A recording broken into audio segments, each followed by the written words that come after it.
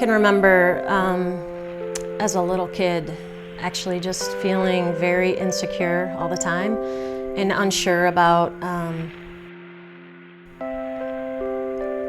whether or not I was loved. A neighbor next door, I think he could sense my vulnerability and my insecurity, and he ended up taking advantage of that and began sexually molesting me over the course of a year and a half.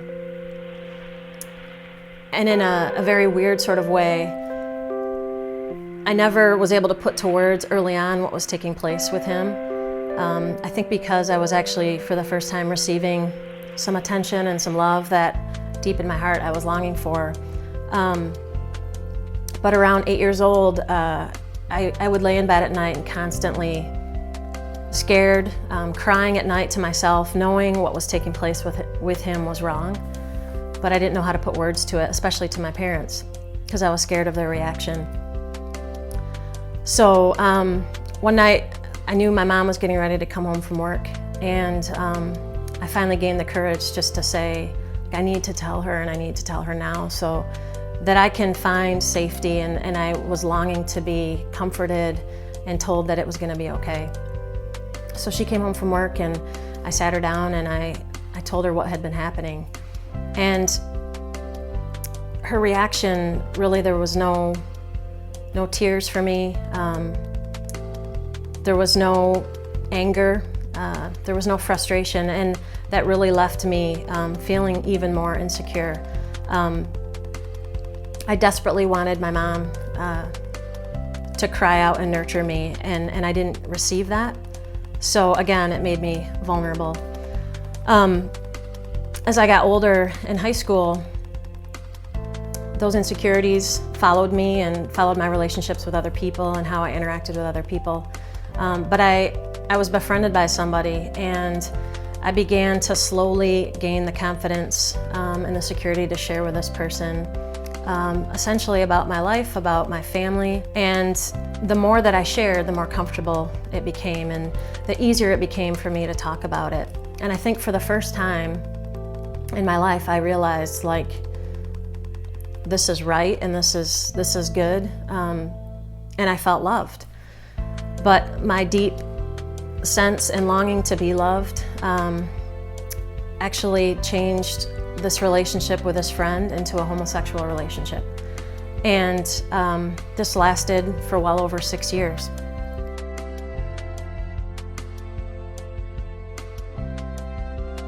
I can remember during those 6 years being petrified of living this way and knowing somehow that this wasn't God's best for me. I desperately wanted to have a family someday. That was a deep longing for me, and I wanted to have children someday, but I thought that I was stuck and there was no possible way that that would ever be a part of my life. During this time, I also had a shift in jobs, and there's no question, I'm certain that God moved me to this new job so that I could begin the journey to freedom, the journey to healing. During this transition into my new job, I was befriended by a wonderful woman, and I think she could sense that there were things going on in my life that, in particularly, I wanted to be freed from. But I know she had no idea what exactly that was. And as I think about some of the things that actually were in Francis's video, this first Basic Fear God video, when he talks about even the beginning of church and what it needs to look like, I always go back and think about this friend who was church to me. As I began to share my story with her, I prayed a lot that I would have the courage to tell her about my fear and about the relationship that I was in, that I had been in a homosexual relationship. And God finally gave me the courage to share that with her. And I think it was her reaction of being sincere and of being non-judgmental that allowed me to continue to build an opportunity to trust someone in a healthy way for the first time. It was during that time that I was receiving some therapy and getting some help for all of the difficult things that I had been through, that God actually really restored me. He used the people at this clinic to help break me down and believe that I wasn't messed up. I was somebody that was valued and truly loved just for who I was. And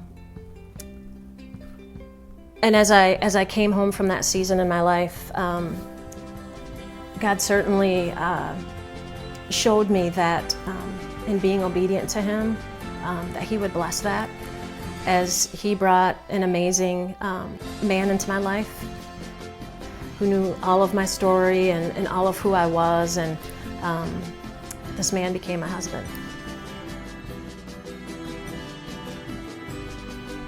And when I watched Basic Fear God for the first time, there were so many different pieces that really stood out to me and that brought me to tears and that brought me joy. But the first time that I watched it, our daughter, Sahara, had fallen asleep in our bed that night.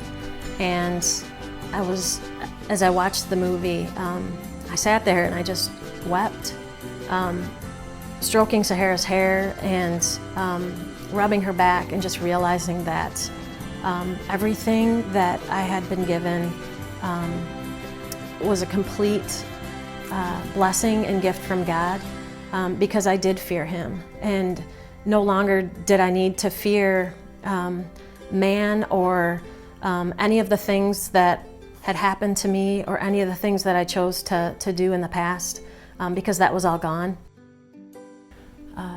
Towards the end of Basic Fear God, Francis quoted Proverbs 19:23, and where it says, "Those that fear the Lord will have life, and when they have it, they will rest satisfied."